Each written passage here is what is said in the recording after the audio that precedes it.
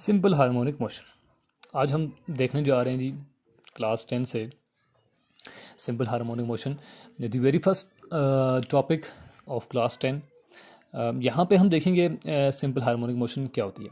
देखें असल में ये एक स्पेशल काइंड होती है, स्पेशल टाइप होती है वाइब्रेटरी मोशन की। वो वाइब्रेटरी मोशन जो आपने 9th क्लास में second chapter first topic types of motion में हमने एक लॉस्ट टाइप पढ़ी थी वाइब्रेटरी मोशन। ये वही वाइब्रेटरी मोशन होती है सिंपल हार्मोनिक मोशन। यानी कि इसका कॉन्सेप्ट आपके माइंड में पहले से होना चाहिए कि वाइब्रेटरी मोशन क्या होती है, जिसमें हमने कहा था कि एक ऐसी मोशन होती है जिसमें बॉडी अपने मीन पोजीशन के अबाउट मोशन करती है। तो उसी की एक स्पेशल टाइप है सिंपल हार्मोनिक मोशन। अब देखें इसकी डेफिनेशन कुछ यूँ भी है। इसकी एक डेफिनेशन है जो आपने पेपर्स में लिखनी है, पेपर्स के लिए आपको बता रहे हैं कि सिंपल हार्मोनिक मोशन ऐसी मोशन होती है जिसमें जो एक्सेलरेशन होती है। देखें याद रखना, जब भी मोशन की बात की जाएगी तो मोशन के लिए एक्सेलरेशन का होना ही होता है। यहाँ पे देखें हमारे पास ये है मोशन, ये हमारे पास है मोशन। तो मोशन का मतलब है एक्सेलरेशन, बॉडी एक्सेलरेट कर रही है, बॉडी एक्सेलरेशन में। तो सिंपल हार्मोनिक मोशन वो मोशन होती है जिसमें जो एक्सेलरेशन होती है वो हमेशा डायरेक्टली प्रोपोर्शन होती है किस चीज़ के, डिस्प्लेसमेंट के। कौन सा displacement? From equilibrium position, mean position से जो डिस्प्लेसमेंट लिया जाता है, in always directed toward mean position. और जो बॉडी जो है वो मोशन कर रही है, कौन सी मोशन? Simple harmonic motion. वो बॉडी हमेशा डायरेक्ट किधर हुई होती है? और मीन पोजीशन की तरफ। इसके लिए एग्जांपल हम देख सकते हैं, सिंपल पेंडुलम है हमारे पास, इसके लिए हमारे पास ये है मैस स्प्रिंग सिस्टम है हमारे पास। ये दो एग्जांपल हैं। और इसके अलावा हमारे पास एक बॉल एंड बॉल सिस्टम होता है, एक बॉल होता है और एक बाउल होता है। और ये हमारे पास एक सिस्टम बनता है, इसको बोलते हैं बॉल एंड बाउल सिस्टम। इसमें इसको रिलीज़ किया जाता है यहाँ से, तो ये बॉल आता है यहाँ से इधर जाता है, यहाँ से वापस मुड़ के इधर जाता है, इधर जाता है। तो आप देख सकते हैं कि ये बॉल जो है पहले यहाँ पे पड़ा हुआ था, यहाँ से उठा के हम उधर लेके, ये मीन पोजीशन, ये वाला मीन पोजीशन, ये मीन पोजीशन यहाँ पे आता है जहाँ पे ये बॉल पहले से पड़ा होता है। यहाँ पे कभी नहीं हो सकता, यहाँ से उठा के हम इधर ले जाएंगे। यहाँ से जब हम इसको रिलीज़ करेंगे तो यहाँ से ये बॉल वापस आएगा, यहाँ मीन पोजीशन से होके जाएगा आगे, फिर वापस आएगा। तो ये जो पोजीशन है ये मीन पोजीशन है, ठीक है, ये मीन पोजीशन। और ये वाला जो पॉइंट है इसको बोलते हैं एक्सट्रीम पोजीशन। और यहाँ से बॉल जब वापस मुड़ के जाएगा इधर इस पॉइंट पे, ये एक और एक्सट्रीम पोजीशन है। तो यहाँ एक्सट्रीम और सेंटर में मीन पोजीशन। बॉल ने यहाँ से चलना शुरू किया, एक्सट्रीम पे गई, वापस मुड़ के एक्सट्रीम से फिर वापस मुड़ के मीन पे। तो ये एक साइकिल बन जाएगा, एक साइकिल, ठीक है, एक वाइब्रेशन। तो हम ये कह सकते हैं, एक साइकिल भी कह सकते हैं इसको। तो ये हमारे पास बॉल एंड बॉल सिस्टम की छोटी सी एक्सप्लेनेशन हमने की है। इससे हमारे पास दो और एग्जांपल हैं, हम वन बाय वन सारी एग्जांपल को देखेंगे। अब यहाँ पे सबसे पहले हम देखते हैं, एक छोटा सा डेमो आपको देते हैं। हमारे पास जो है सिंपल पेंडुलम का एक छोटा सा डेमो है, एक वीडियो यहाँ से आप देख सकते हैं उसको। यहाँ आप देख सकते हैं ये एक सिंपल पेंडुलम है। यहाँ सबसे नीचे एक छोटा सा मैस हमने इसके साथ बांधा हुआ है, हैंग किया हुआ है, और इसको कहते हैं बॉब ऑफ पेंडुलम। ऊपर स्ट्रिंग है हमारे पास। ये हमारे पास एक सिंपल पेंडुलम बन गया है।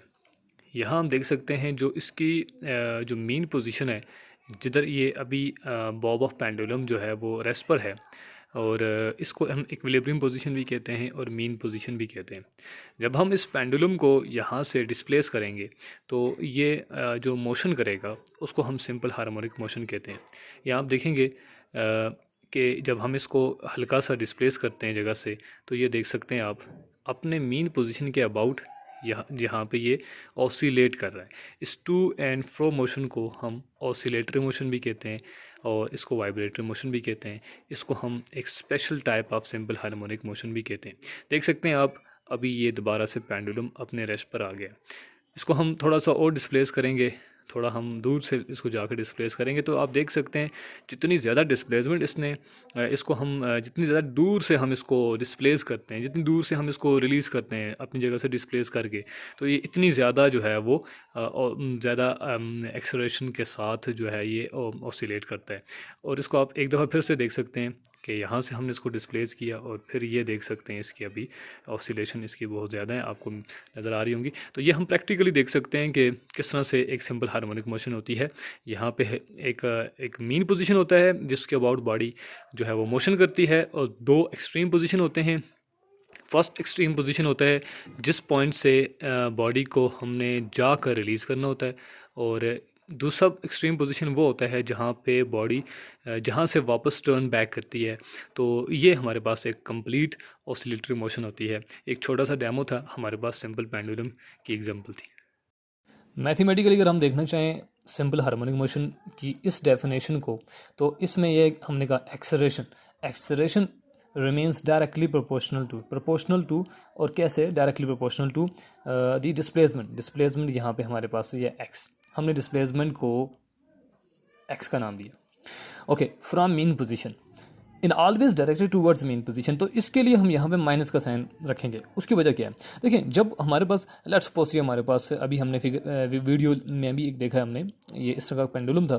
तो यहाँ से जब हमने इसको डिस्प्लेस किया, पहले यहाँ पे लेकर गया, देखिए डिस्प्लेसमेंट की डायरेक्शन ये थी, लेकिन यहाँ से ये बॉब जो है जहाँ पे जब ये पहुँचा था तो वापस उस डायरेक्शन में गया। देखिए डिस्प्लेसमेंट इस डायरेक्शन में है और वापस जो एक्सेलरेट किया है इसने वो उस डायरेक्शन में किया।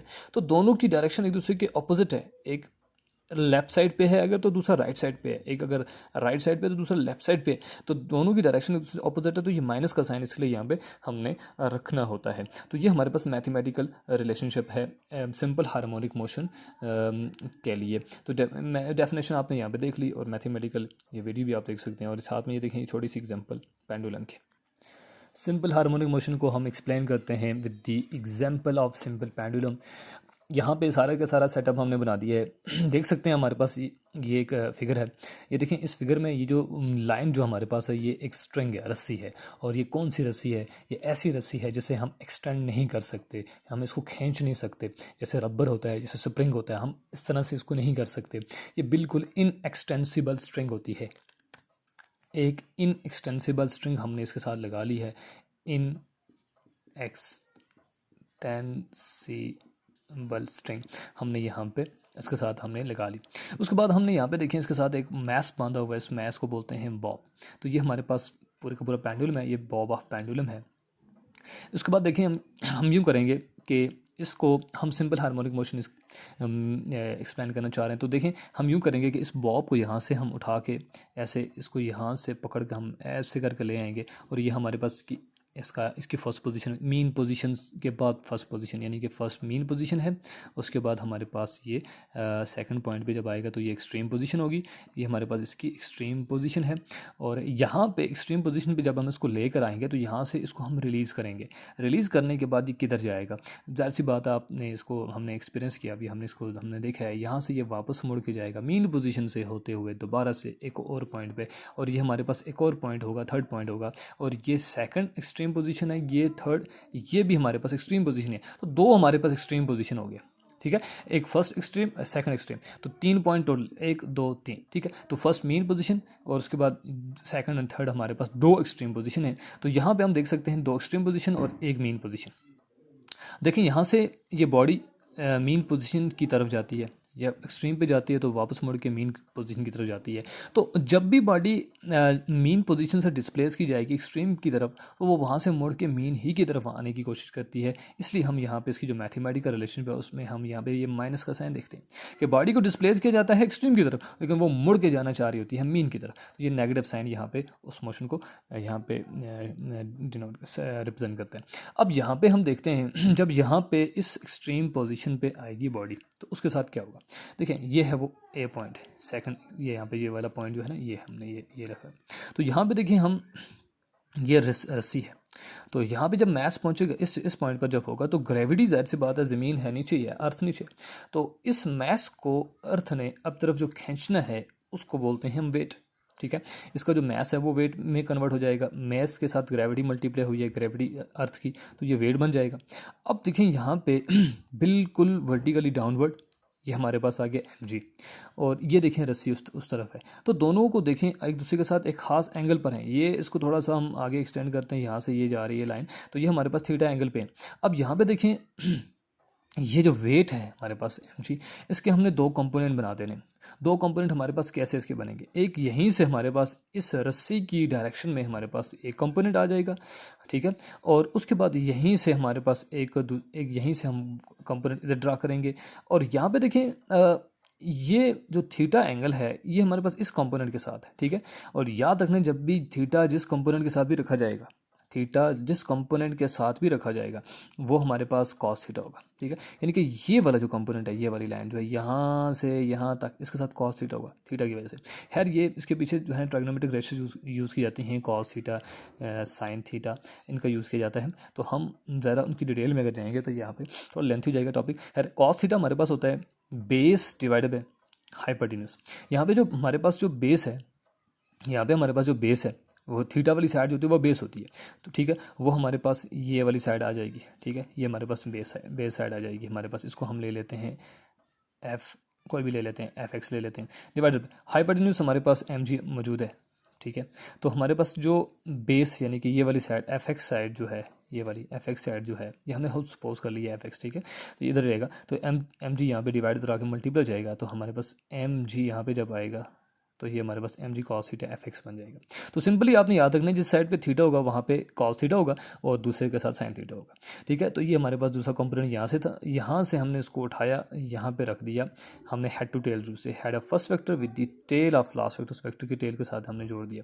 तो ये हमारे पास एक पूरी की पूरी ट्राइंगल बन गई। तो अब यहाँ पे देखिए हमारे पास के एम जी कॉस थीटा और एम जी साइन थीटा दो कंपोनेंट मिल के इस एक बॉडी को यहाँ पे मोशन में लाएंगे। कैसे, अब देखिए एम जी कॉस थीटा जो है उसके ऑपोजिट में यहाँ पे एक और चीज़ भी है, इसको टेंशन बोलते हैं। ये क्यों आया, ऊपर से हमने रस्सी को असल में बांधा हुआ था किसी भी सपोर्ट के साथ, हमने रिजिड सपोर्ट के साथ, ऐसी सपोर्ट के साथ जो यहाँ पे फिक्स थी, ठीक है, उसके साथ बांधा हुआ है, खुद पकड़ लें अपने हाथ में, वो भी हो सकता है। दूसरी तरफ से देखें मैस जो भी है वो वेट जो है वो दूसरी तरफ उसकी जो है वो इनर्शिया दूसरी तरफ उसको एक्ट कर रहा है। तो इस एक फोर्स इस तरफ और दूसरी फोर्स इस रस्सी के ऊपर उस तरफ लग रही है, वो हैंगिंग जिससे हैंग किया हुआ उसको। तो इस रस्सी के अंदर जो है, स्ट्रिंग के अंदर जो है वो दो तरफ से ऑपोजिट फोर्सेस लग रही हैं, तो इसमें टेंशन आ जाएगी। तो टेंशन अलोंग द स्ट्रिंग, तो ये टेंशन की डायरेक्शन सपोर्ट की तरफ होगी। यहाँ जो दूसरा जो है वो इस तरफ है, जो फोर्स है वो इस तरफ है नीचे की तरफ, ये और ये एक दूसरे से बिल्कुल ऑपोजिट है। तो टेंशन जो है जितना एम जी कॉस थीटा होगा इतनी यहाँ पे टेंशन होगी, तो ये दोनों एक दूसरे के इफेक्ट को कैंसिल कर देंगे। तो इस डायरेक्शन में ये मैस कहीं नहीं जाएगा, मतलब कि ना उस तरफ जाएगा कहीं और ना ही इस तरफ जाएगा, क्योंकि इधर टेंशन और इधर एम जी कॉस थीटा ये एक दूसरे का इफेक्ट कैंसिल कर रहे हैं, एक दूसरे को बैलेंस करके एक दूसरे का इफेक्ट कैंसिल कर देते हैं, ये तो खत्म हो जाते हैं, इसका इफेक्ट खत्म हो जाता है।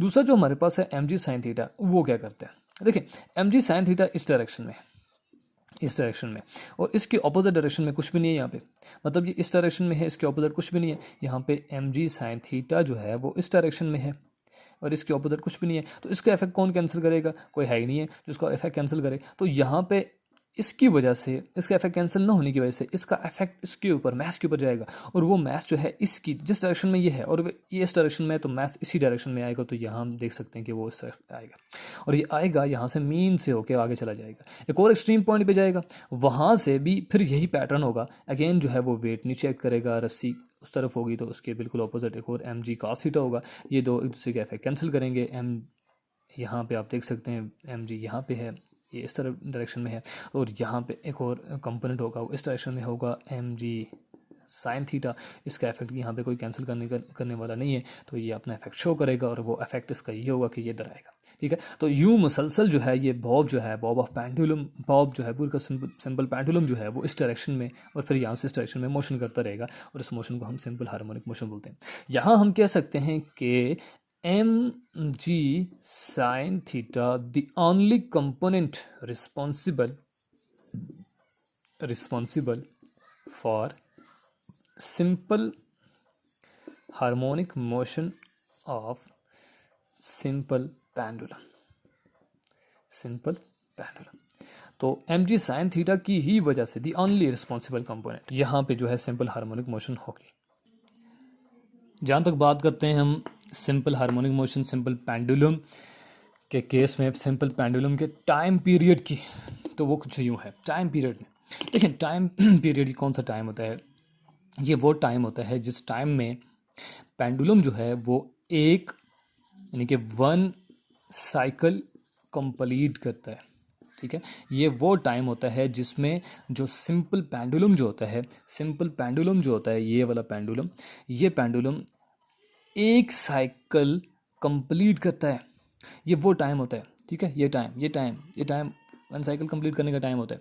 तो ये पेंडुलम के केस में कैसे होगा? देखिए, जब हम बॉब को यहाँ से उठा के इधर लेकर जाएंगे, ठीक है, यहाँ से इधर, फिर यहाँ से ये वापस मुड़ के इधर, फिर यहाँ से वापस इधर, यहीं से चलना शुरू किया, यहीं से घूम फिर के वापस इधर ही आया, यानी कि ओ से गया ए पे, फिर वापस मुड़ के ओ पे, फिर बी पे, फिर वापस मुड़ के ओ पे।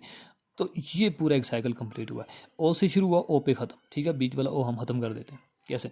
ओ से गया ए पे, फिर ए से वापस मुड़ के बी पे गया, ऐसे यहाँ से ओ के गया, फिर वापस मुड़ के बी से वापस ओ पे आए। तो ओ से ए, फिर बी, फिर ओ, ये एक साइकिल कंप्लीट हुआ है। इस साइकिल को कंप्लीट करने के लिए जो टाइम चाहिए था पेंडुलम को, उसको बोलते हैं टाइम पीरियड। और ये हमारे पास मैथमेटिकली होता है 2π√L/g। इसमें L जो है वो लेंथ ऑफ पेंडुलम है, length of effective length of pendulum, यहाँ से लेकर इस बॉब के बिल्कुल सेंटर तक इफेक्टिव लेंथ।